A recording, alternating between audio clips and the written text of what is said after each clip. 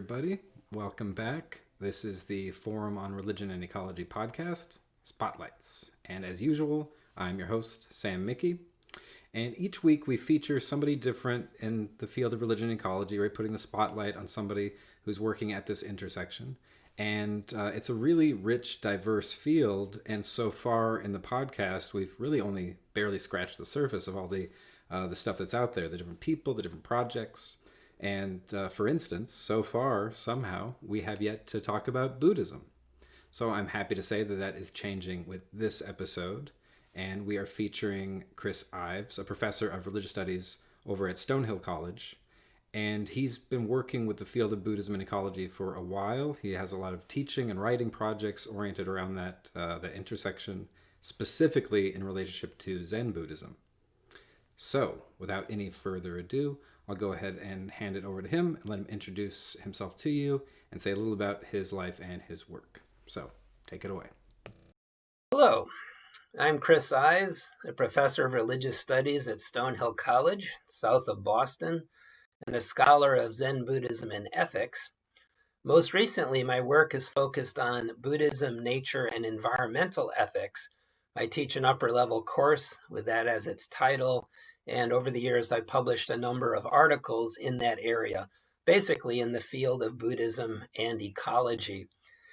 What I'm looking forward to in 2022 is a sabbatical to pull those articles together into a monograph that will have three foci.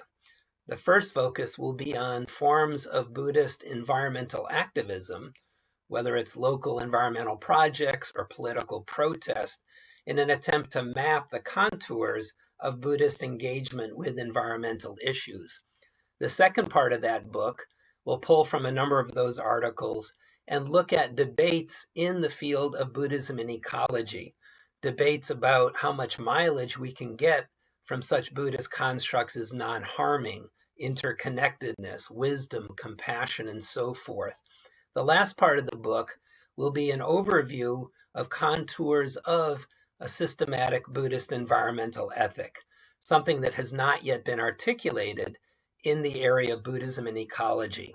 Lots of articles looking at facets of environmental issues from a Buddhist perspective, reflecting on Buddhist philosophical resources for doing environmental ethics, but no full monograph-length systematic Buddhist environmental ethic.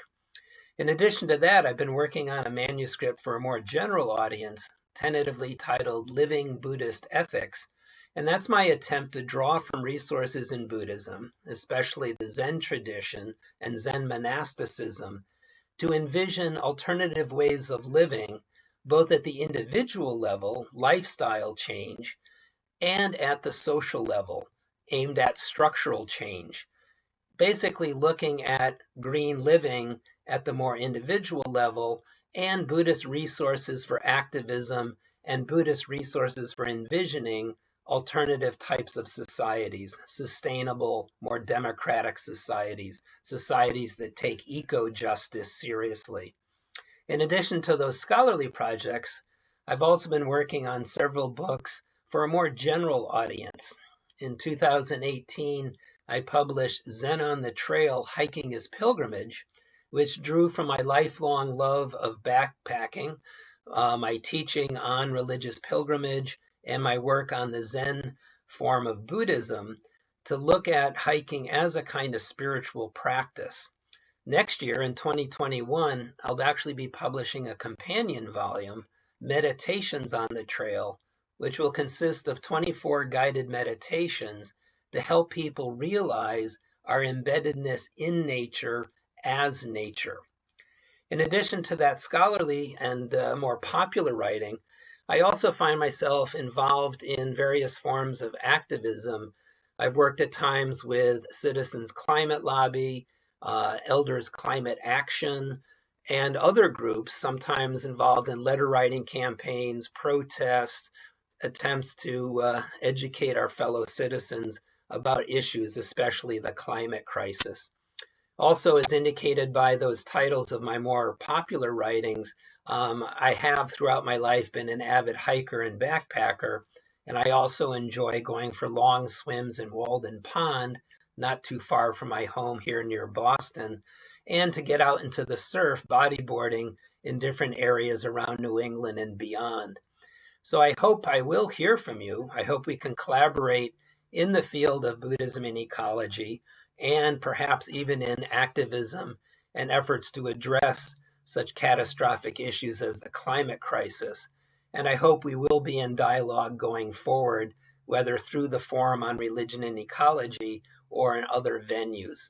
So I look forward to being in dialogue with you, and I hope you will join me in exploring Buddhism and ecology and taking steps to make our beautiful planet a place that sustains all life in full biodiversity and flourishing. Thank you. All right. Excellent. Thanks so much to Chris Ives for being on and saying a little about what he's up to. So I hope you find that interesting and some points that you can connect with. There's so much more to be said about Buddhism and ecology, about Zen and the environment. And we'll definitely be exploring those topics more in the future as we talk to Chris again, as we talk to some other folks who work in that area. So, in the meantime, I hope everybody is doing as well as possible. And we'll be back again next week with some more. So, take care for now.